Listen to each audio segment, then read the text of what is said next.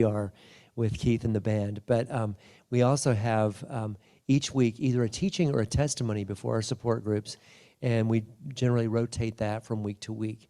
Tonight, you're in luck because we have a testimony, and I'm going to invite my dear sister and fellow leader, Liesel, to come up and introduce our guest testimony. Come on up. Give Liesel a hand. Thank you. Hi, my name is Liesel. I'm in recovery for alcoholism. And I'm a grateful believer in Jesus Christ. And Delena, go ahead and come on up. Delena is going to give her testimony tonight. And I just wanted to, I'm blessed and grateful to be able to introduce her because she was instrumental in my sobriety, in early sobriety. And so for those of you that heard my testimony a couple of weeks ago, when I talk about God being in the room of AA and using people, it was Delena. Every time I walked into those rooms, I was so angry for a very long time. She says she was scared of me. I was really mean. But she was always smiling, always smiling. And I tell you what, she had what I wanted. And seeing that smile, I kept coming back into that room. And so God really worked through her. And so I'm just blessed to hear her testimony tonight. I got a little goosebumps there talking about that. Can I pray for you? Yes. Dear Heavenly Father, we're so grateful tonight to have Delena sharing her story of your work in her life with us tonight. Lord, I ask you to just keep her fear aside and keep her focused on you and give her the right words that this room needs to hear so that we can see the work of your glory in her life. In Jesus' name we pray. Amen. Thank you, Lisa.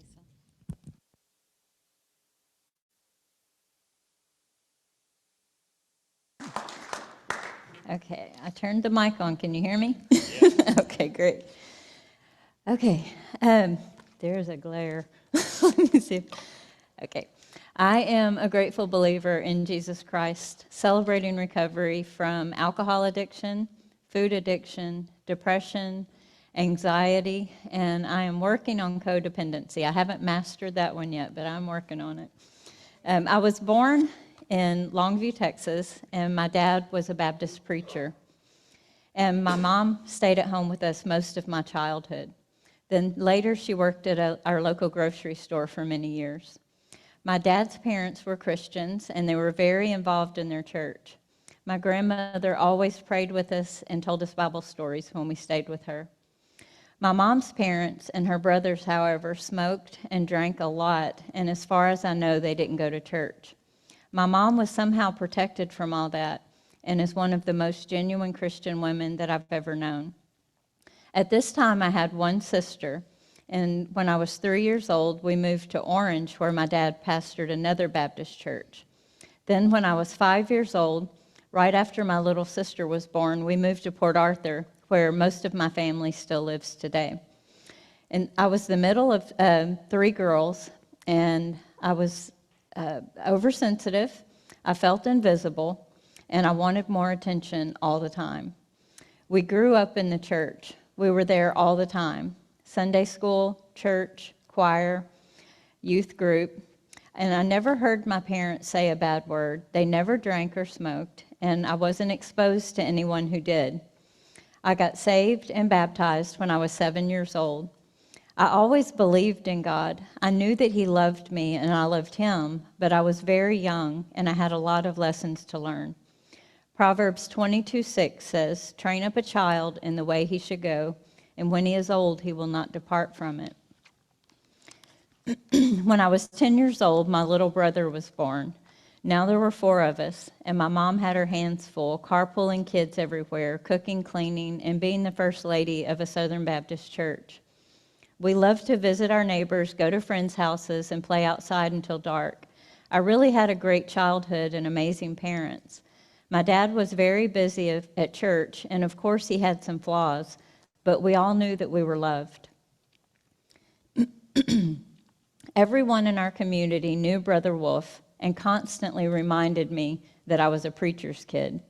This is where the rebel in me came out. Just a few years later, when I was about 12 years old, things started to change. I started hanging out with different kids, and I allowed things in my life that I knew were wrong. I made terrible decisions, and that led me down a dark path. This is when I first remember feeling guilt and shame. I heard that still small voice telling me that I was making bad choices, but I ignored it. I knew right from wrong, but I guess I wanted to prove that a preacher's kid wasn't automatically perfect. I know my parents could tell that I was changing. My whole attitude changed. I was defiant and disobedient. A friend introduced me to cigarettes and then to beer. They both made me feel terrible, but for some reason, I did it anyway. I remember that even though that I could feel that I was changing in a negative way and hated the sneaking and lying, I wanted more. I had opened the door to the enemy, and he did everything he could to destroy me. 1 Peter 5:8 says, "Be sober-minded, be watchful. Your adversary, the devil, prowls around like a roaring lion, seeking someone to devour."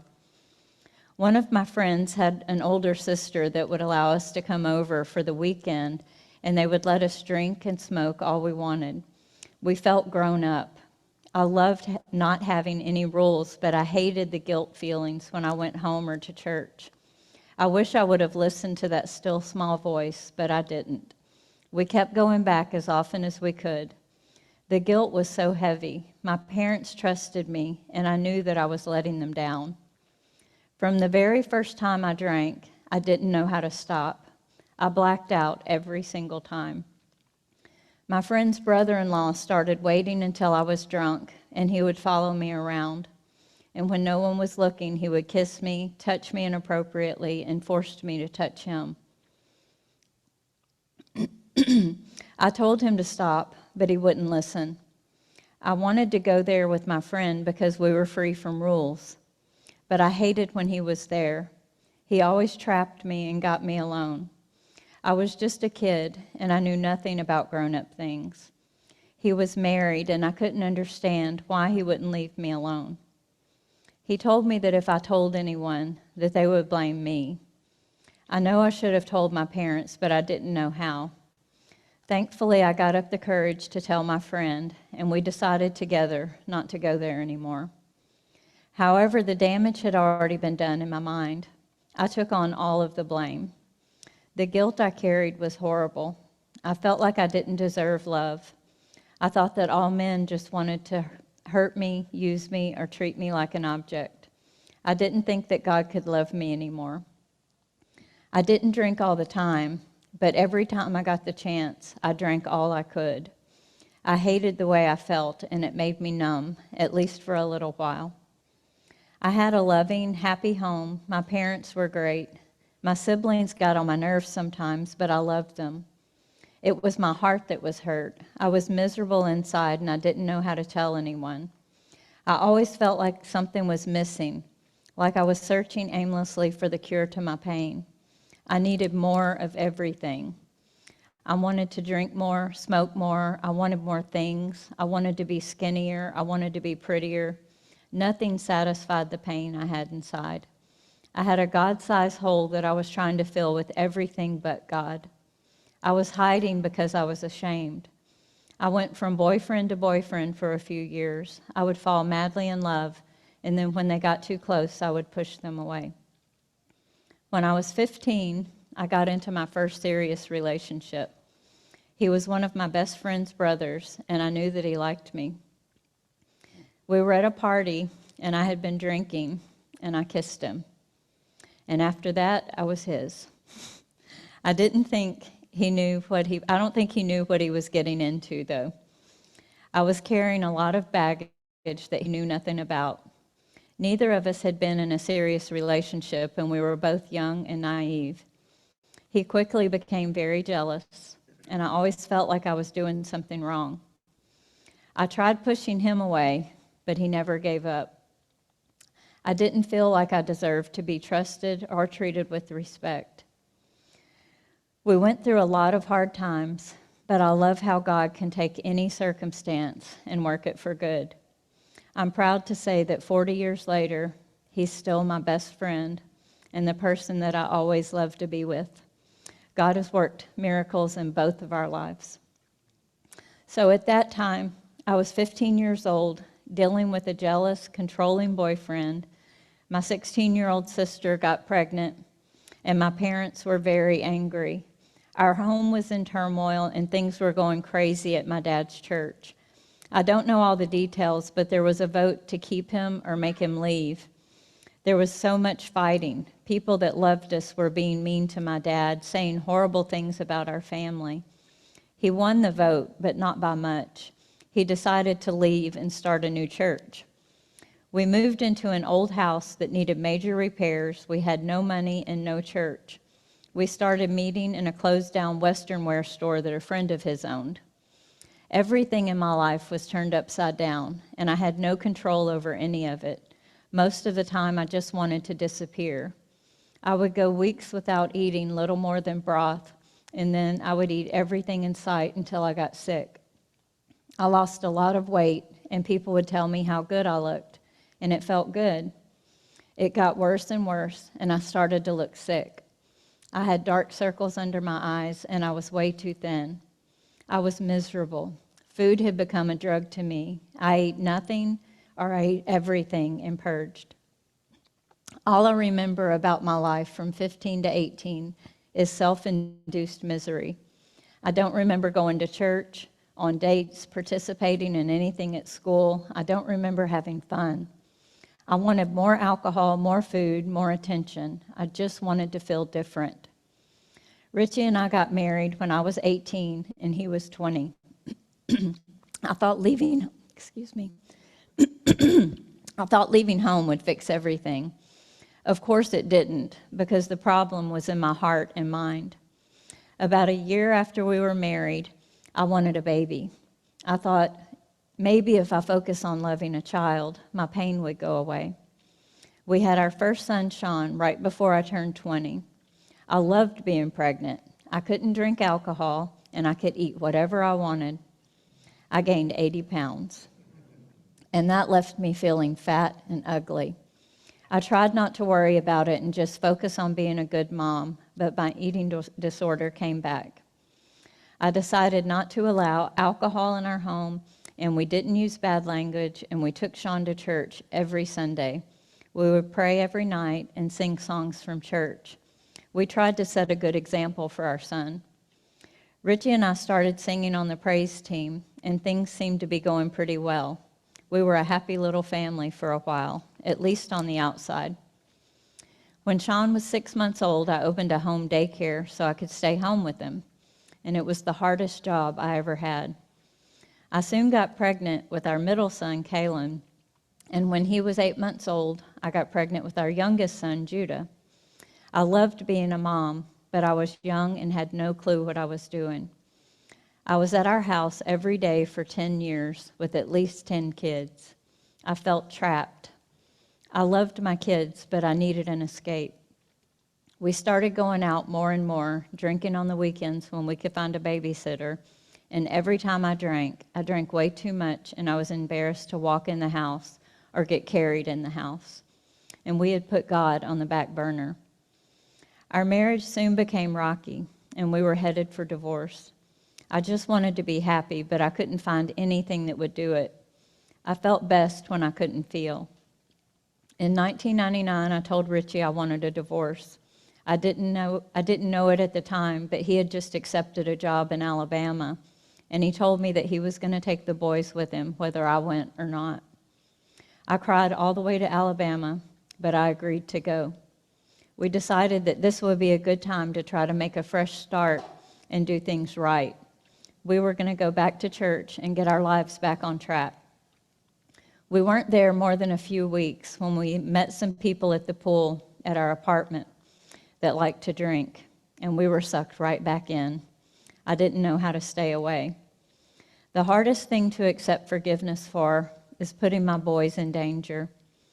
Our new drinking buddies had invited us to go on a trip to Florida for the weekend, and we had a babysitter lined up, but she canceled at the last minute.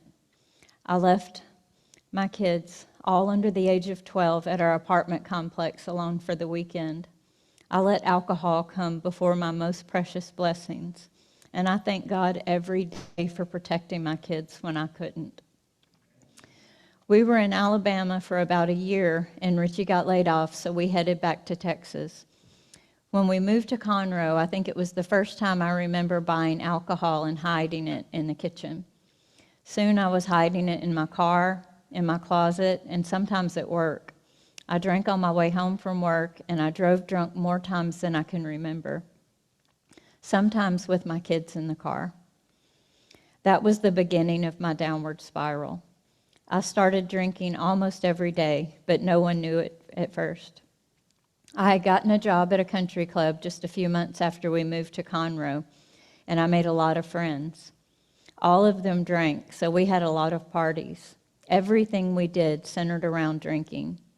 Going to church wasn't even a thought anymore.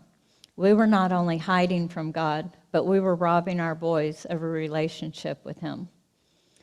We had fun for a little while, but I was still miserable inside. I was always searching for the next thing that was going to make me happy. I was a liar and a fake. When my mom would ask me about church, I always made up stories. I lied and told her that we went every week. I had alienated myself from my parents and my siblings. I didn't want them to know how low I had let myself go. It seemed like everyone in my family was living for God except for me. Even my little brother, who liked to drink and party, had turned his life around. It was just me now, the lost sheep.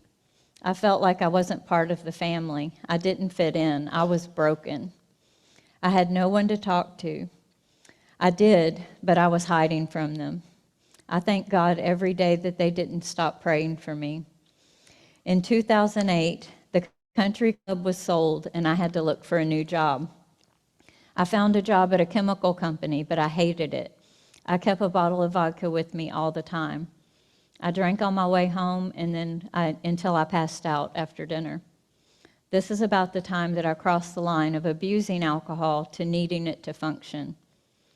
My boys were all in their teens now, and Sean had really started to get in trouble. I worried about him constantly. I cried almost every day. I was depressed, sad, lonely, and I hated everything about my life. Richie traveled a lot for work.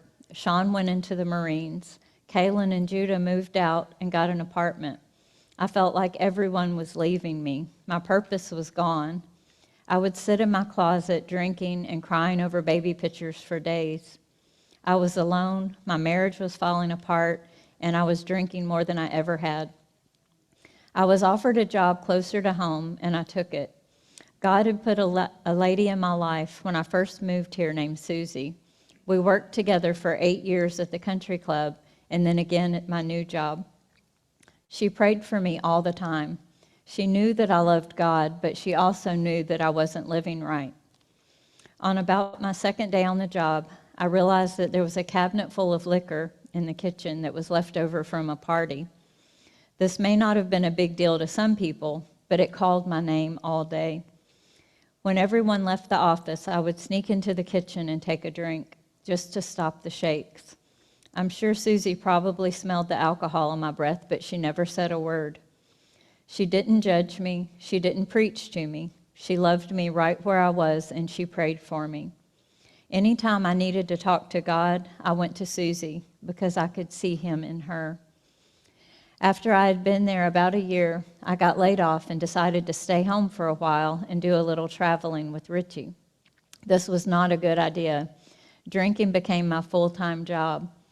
I drank when I woke up and did as much housework as I could before I got too drunk and had to take a nap. Then I would drink more until I passed out. I had liquor hidden in the closet, in drawers, and anywhere I thought Richie wouldn't find it.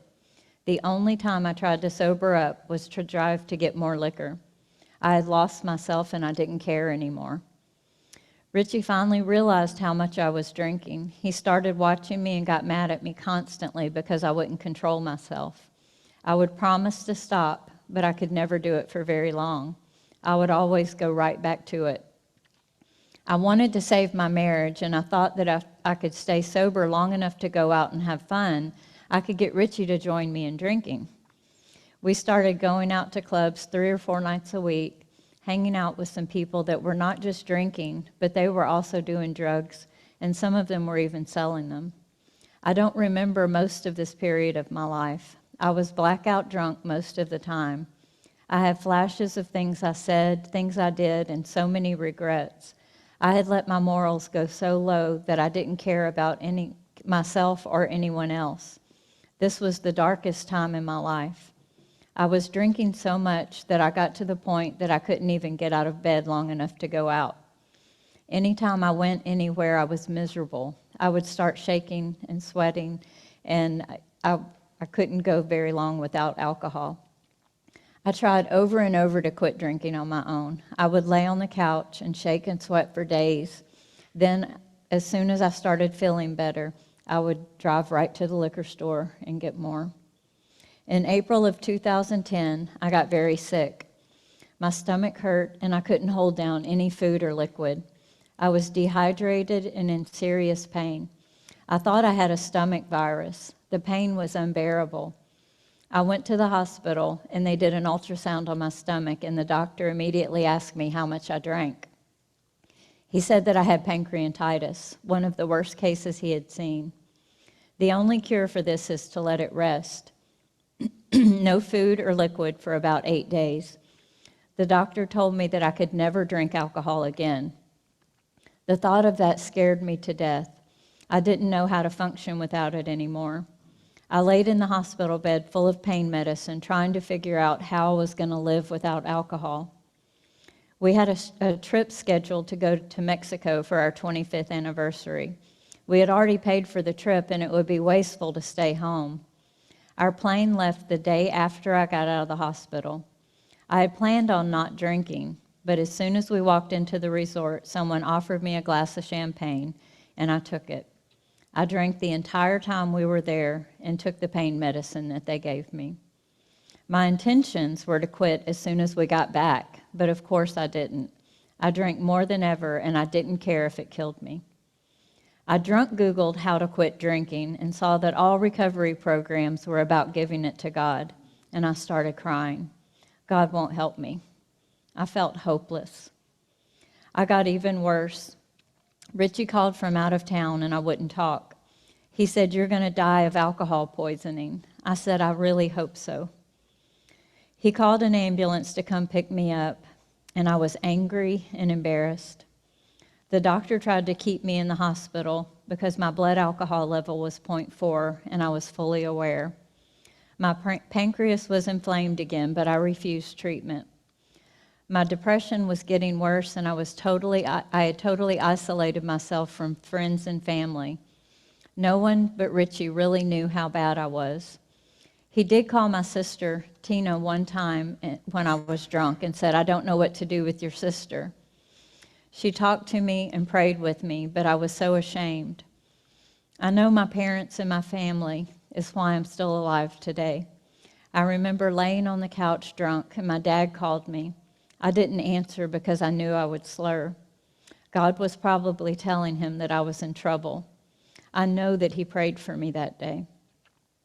My last drunk lasted about 3 days. Richie was out of town for work, and I drank the entire time. He worried about me constantly.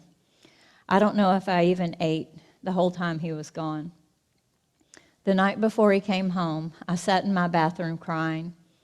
I was so tired of feeling like a failure. I hated who I'd become. I searched the whole house for a key to the safe where Richie kept his gun. While I was looking for the key, I found an old rusty razor blade and decided that that would be good enough. I was basically numb anyway. How hard could it be? I got in the bathtub, and I held it to my wrist, and I pushed as hard as I could, but I couldn't break the skin. I believed that God was protecting me from myself. I screamed, I cried, I yelled, and I was defeated. The darkness of that moment was indescribable. I had flashes of my kids finding me in a pool of blood. I felt the heartbreak from Richie, our boys, and my family. I know that the Holy Spirit was sitting in that bathtub with me. The creator of the universe came and found me. He heard the cries of my heart. Psalms 18:3-6 says, "I called to the Lord who is worthy of praise. I have been saved from my enemies. The cords of death entangled me. Ooh. The torrents of destruction overwhelmed me. The cords of the grave coiled around me. The snares of death confronted me. In my distress, I called to the Lord. I cried to my God for help. From his temple, he heard my voice, and my cry came before him, even to his ears. I love my family more than anything. I was willing to try something new, something different for them. The boys didn't even know how bad I was, and I was so afraid of them finding out. I got out of that bathtub and I laid across the bed and I cried my eyes out. When Richie got home that day, I was still drunk and I was laying on the bed crying. He yelled at me and told me that he wasn't going to sit around and watch me kill myself. He didn't know that I was trying to do that less than an hour ago. He was going to leave me. I said, if you leave me here alone, I'm going to die. I promise I'll get help tomorrow. Please give me one more chance. When I woke up the next day, I started looking for a place to go. I was scared to death. I didn't know how to live without drinking anymore. On November 8th, 2011, I found an outpatient program, and I got an appointment for that afternoon. The director told me that he could get me sober, and that gave me just a glimmer of hope, something that I hadn't had in a very long time. I didn't know how he planned on doing it, but I believed him. He told me that I needed to go straight to detox. I was scared, but I was so ready. I went home excited to pack. I went into my closet to get a suitcase and found a full bottle of vodka in it that I had hidden from myself. I held that bottle and I said, I have a decision to make. I can have one last buzz or I can pour it out. I couldn't bear one more disappointed look on my husband's face. I walked to the sink and I took the lid off, and as I poured it out, I said, God, I give this to you. You're going to have to do this for me. I know that I can't quit on my own. Please take this from me. I felt a rush of peace wash over me, a feeling that I've never felt before.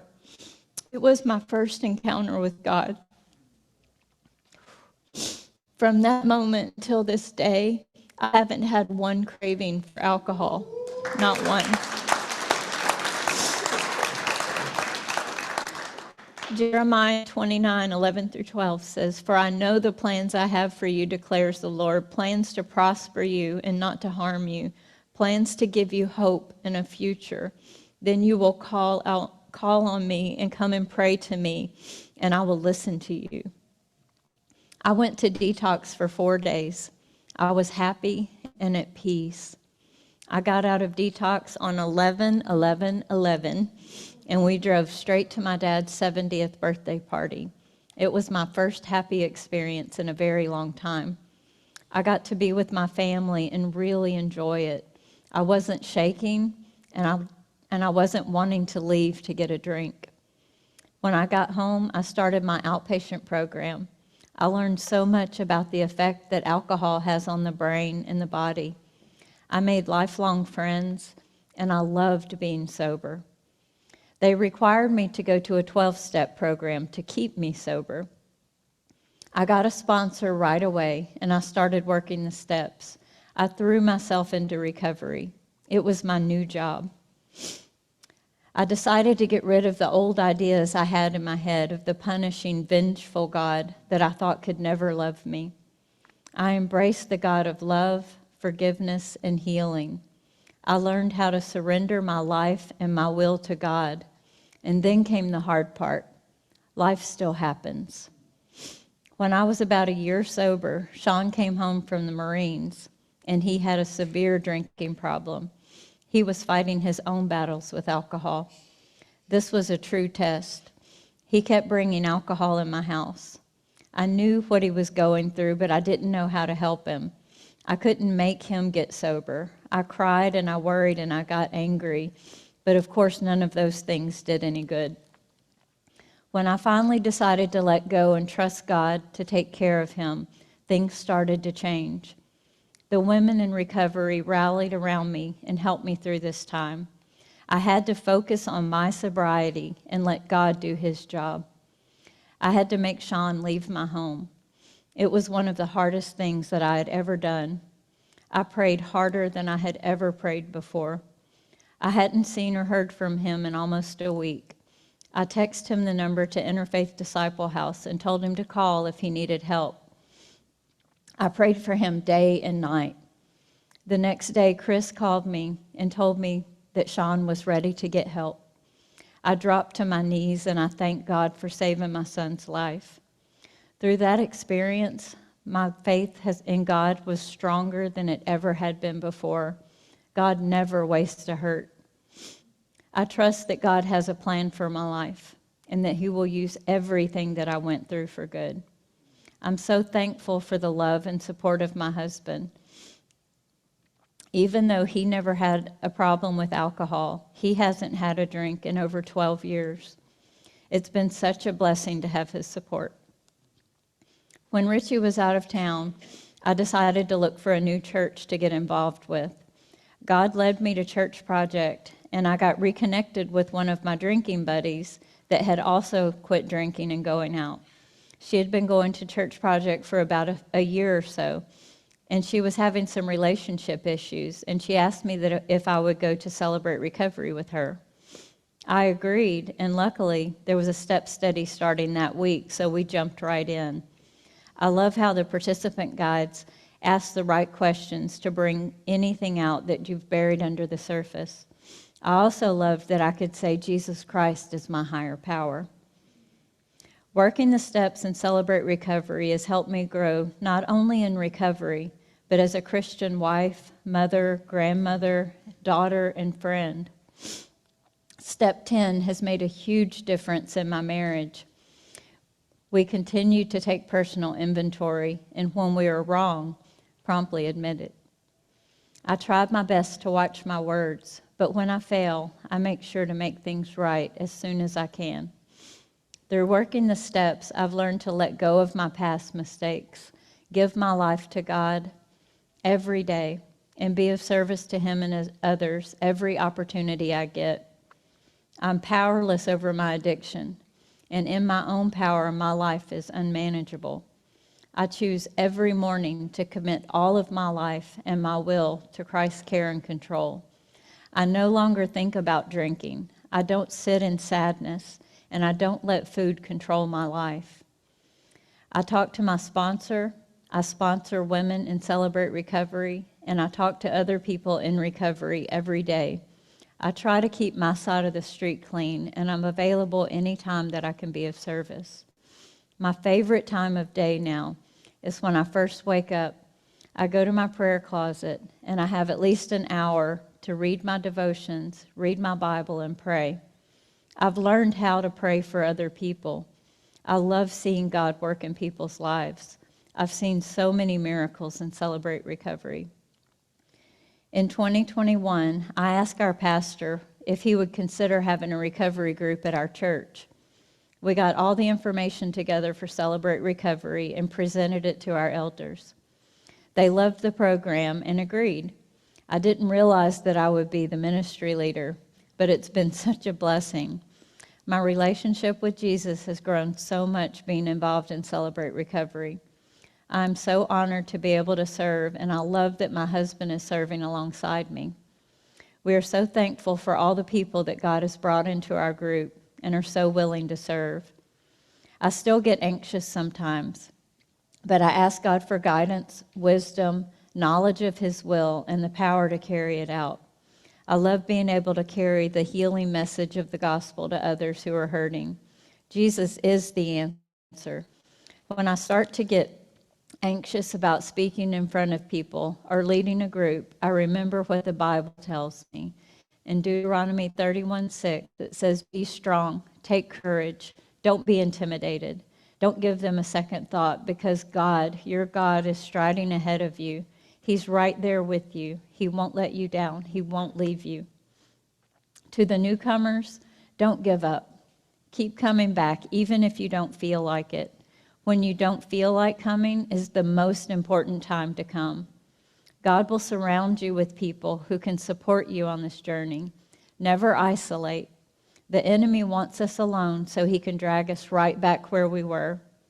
Get involved. Serve in your group wherever you can. Join a step study. And most importantly, get a sponsor. We all need someone to talk to get another perspective and get godly advice. It doesn't matter how long you've been in recovery or how smart you think you are. You need a sponsor. Don't quit before your miracle happens. It will happen if you're willing to do the work. I no longer regret my past because I get to help others now. I no longer search for happiness because Jesus gave me joy. We are all miracles. I'm thankful that I get to witness so many of them and celebrate recovery. My life verse is Psalms 143:8. Let the morning bring me word of your unfailing love, for I have put my trust in you. Show me the way I should go, for to you I entrust my life. Thank you for letting me share.